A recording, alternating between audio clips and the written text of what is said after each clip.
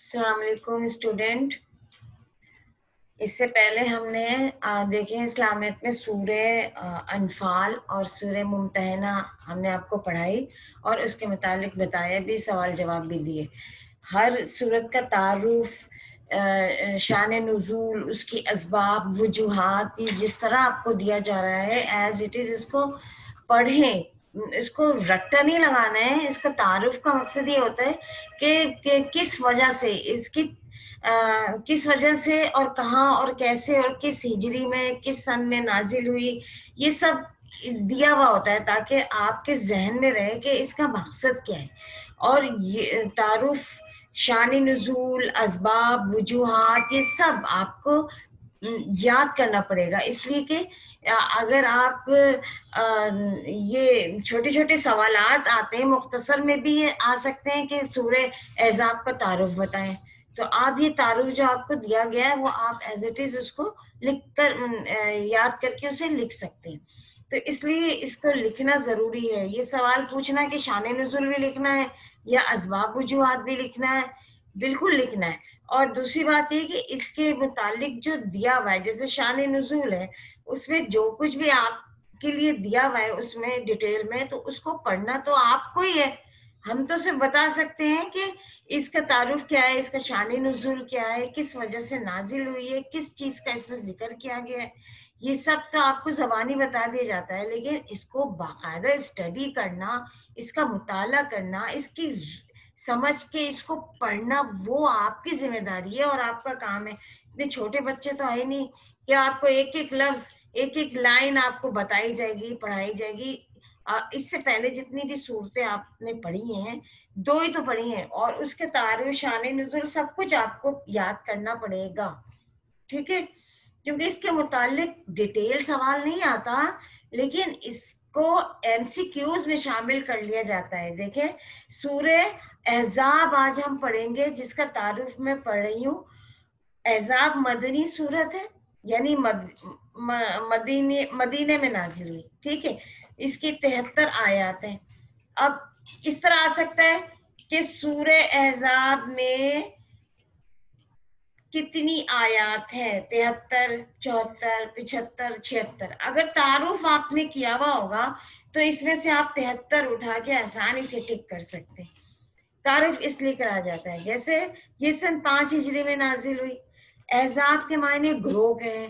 اب آپ کو یہ آ جائے احزاب کے معنی ہیں ڈیش، ایک میں گروہ لکھا ہے، ایک میں کچھ اور جماعت لکھا ہے، ایک میں لشکر لکھا ہوا ہے. 4 آپشن ہوتے ہیں نا.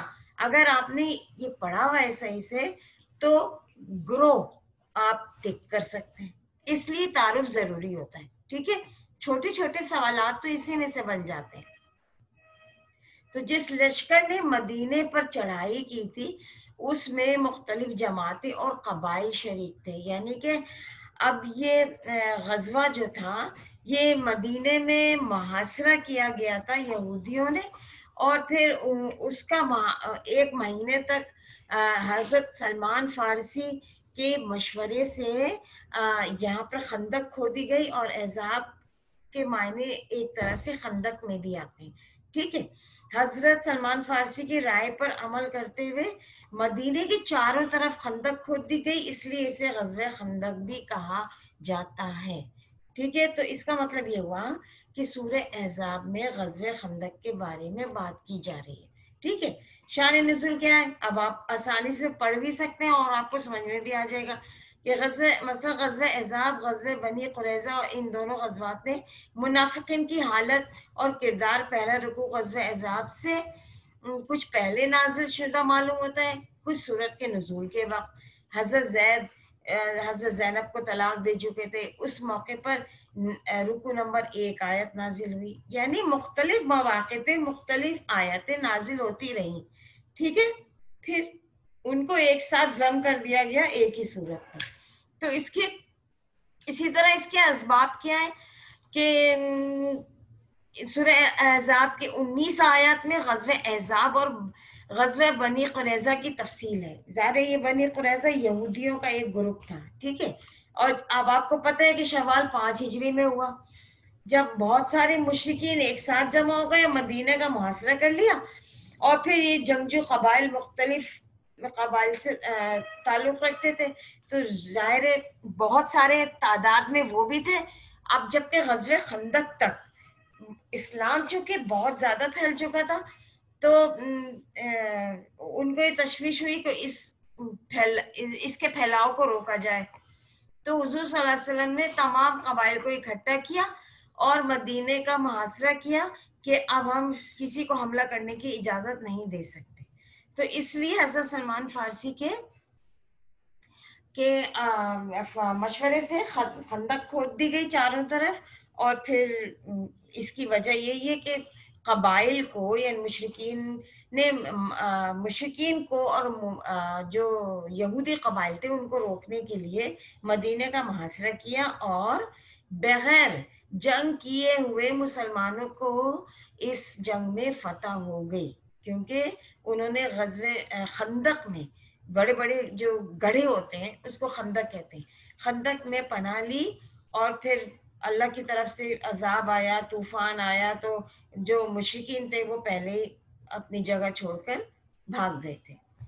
ٹھیک ہے، تو اس کے اب متعلق سوالات جوابات آپ کو اس میں بہت سارے ڈیٹیل میں دیے گئے ہیں، تقریباً 15-20 سوال ہیں اس میں، جس میں آپ پڑھتے جائیں گے اور آپ کو اس کا شان نزول، اس کا حکم، اس میں کن باتوں کی تلقین اور رہنمائی کی گئی ہے، یہ سب آپ کو پتہ چلتا جائے گا. لیکن شرط یہ ہے کہ اس کو ورڈ ٹو ورڈ آپ کو خود پڑھنا ہے. جب خود پڑھیں گے تو سمجھ میں بھی آئے گا.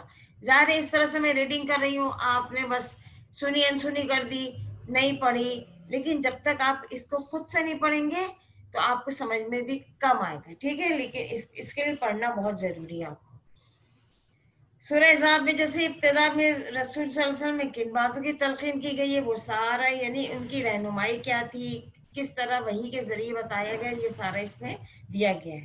جیسے دوسرا سوال ہے سورہ احزاب میں منہ بولے بیٹے کے بارے میں کیا ہدایت کی گئی ہے.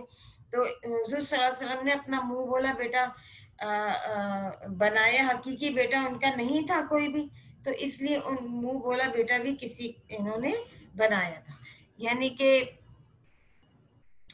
اس کا آگے ذکر ہوگا کہ ان کا منہ بولا بیٹا کون تھا.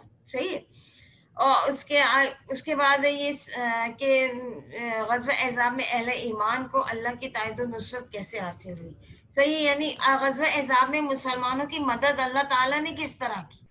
صحیح ہے، جیسے میں نے ابھی آپ کو بتایا کہ تیز آندھی آئی تھی، تو جس سے نا کافروں کی ہمت ٹوٹ گئی تھی کہ اب ہم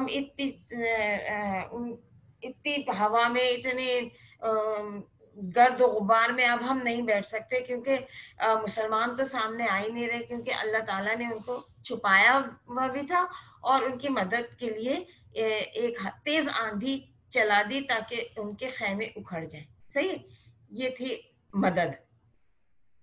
اسی طرح آزمائش کی گھڑیوں میں منافقین کا کیا طرز عمل تھا، تو یہ سارا آپ کو پڑھنا پڑے گا. ان کا طرز عمل کیا تھا، جیسے جہاد میں ان اہل ایمان کا کیا طرز عمل تھا، منافقین کا کیا طرز عمل تھا. صحیح ہے. اس کے بعد جہاد میں رکاوٹ ڈالنے والوں کی الموقین کے بارے میں کیا فرمایا گیا ہے کہ منافقین کا جہاد سے روکنا. تو یہ 18، 19 اور 20 میں فرمایا گیا ہے یہ آیت. اس کی ڈیٹیل آپ کو 18، 19، 20 میں مل جائے گی. ٹھیک ہے. اس کے بعد آئیے سورہ احزاب کے حوالے سے بتائیں کہ اللہ تعالیٰ نے ازدواج نبی کو کن 2 باتوں میں سے کسی ایک کو اختیار کرنے کے بارے میں فرمایا. تو اس طرح ازدواج نبی صلی اللہ علیہ وسلم کو اختیار کرنے کا کہ اپنی بیویوں سے فرما دیں کہ اگر وہ دنیا کا مال آرام چاہتی ہیں تو ان کو یہ دے دیا جائے گا، اور لیکن عقد سے خارج کر دیا جائے گا اگر اللہ اور اس کے رسول کی آخرت کی نعمت چاہتی ہیں تو پھر دنیا کے مال سے کے مطالبے سے دستبردار ہو جائے، کیونکہ آخرت میں ان کا بڑا اجر ہے. ٹھیک ہے. اس کی ڈیٹیل آپ کو اسی صورت میں ملے گی. پھر اس کے بعد آئیے نیکسٹ سوال پہ کہ سورہ احزاب کی آیت اللہ تعالیٰ نے رسول صلی اللہ علیہ وسلم کی ازدواج مطہرات کو کن احکام کی آداب کی تلقین فرمائی. یہ آپ پڑھیں گے تو بہت آسان لکھا ہوا ہے، اس کو سمجھ میں آ جائے گا کن آداب کی تلقین فرمائی. ٹھیک ہے. پھر نیکسٹ ہے سورہ احزاب میں مسلمان مردوں عورتوں کی کیا صفات بیان ہوئی ہیں. اس کے لیے انہیں کس اجر کا انعام، کس اجر کی نوید سنائیے. ٹھیک ہے. مسلمان مردوں اور عورتوں کے اوصاف کیا ہے، یعنی ان کی کون کون سی ان میں خوبیاں ہونی چاہیے. کہ جیسے اس میں نمبر 1 نمبر 2 کر کے لکھا ہوا ہے، اسلام لانے والے، ایمان قبول کرنے والے، فرما برداری اختیار کرنے والے، سچائی اختیار کرنے والے، صبر کرنے والے. آسان لکھا ہوا ہے نا، یہ سب سمجھ میں آ جائے گا آپ کو. پھر اجر اعظم کی نوید ہے. اس کے بعد نیکسٹ سوال ہے کہ اللہ اور اس کے رسول کے فیصلوں کے بارے میں اہل ایمان کا کیا طرز عمل ہونا چاہیے. صحیح. اس سے پہلے ہم نے اوپر بھی اہل ایمان کا طرز عمل یہ اسی سے ریلیٹڈ ہے. ٹھیک ہے. اسی طرح یہ سارے سوالات آپ کو دیے گئے ہیں سورہ احزاب کے حوالے سے کہ اس میں کیا کیا بتایا گیا ہے، کیا کیا خاص حکم دیا گیا ہے. اس جیسے قرآن میں طلاق کا کیا حکم خاص بیان ہوا ہے، وہ سارا اس میں بتایا گیا ہے ڈیٹیل میں. اور اس کے علاوہ نکاح کے خصوصی ضوابط کیا ہیں، نکاح کی کیا شرائط ہونی چاہیے، اگر طلاق دینے کا سلسلہ ہو رہا ہے تو پھر اس کے لیے کیا احکامات ہیں، وہ سب اس صورت میں بتایا گیا ہے. ٹھیک ہے.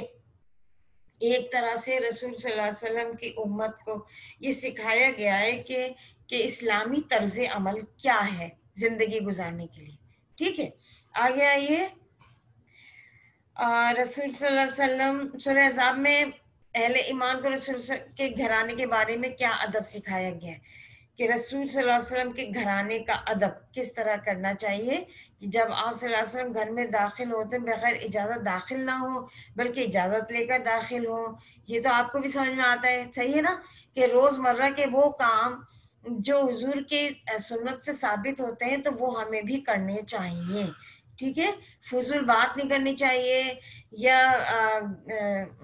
فضول وقت ضائع نہیں کرنی چاہیے، کوئی بیہودہ بات نہیں کرنی چاہیے. اور پھر اس طرح سے یہ آداب سکھائے گئے ہیں. اس کے بعد ہے رسول صلی اللہ علیہ وسلم کہ ہاں کھانے کی دعوت پر آنے والوں کو کن آداب کی تعلیم دی گئی.